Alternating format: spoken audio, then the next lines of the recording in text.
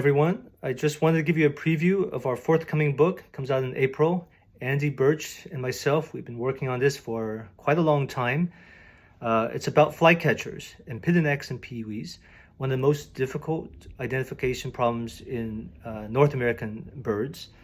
They're so similar, but what we tried to do in this book, it's a simple book, small and simple, was to make a flycatcher identification or demystify it, make it accessible to everyone, including beginners. And that was our goal.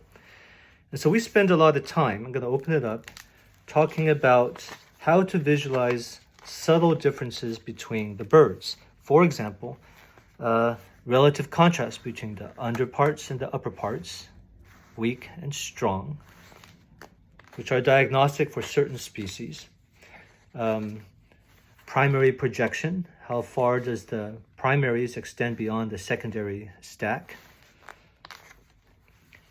Tail length, what's long, what's medium, what's short.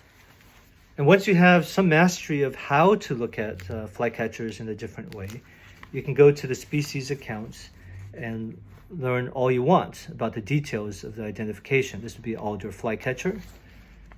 Here we have willow flycatcher. You can even learn about the different subspecies of the willow flycatcher. We also spend a lot of time on vocalizations, particularly through spectrograms, which helps you visualize and therefore memorize and see and also hear the differences between the calls of these different species. And then finally, we have detailed maps about the seasonal status. When do they arrive during migration? When do they depart?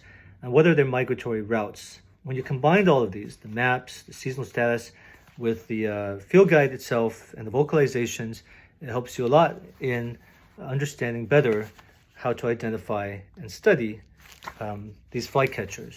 For the western birds, here's dusky flycatcher.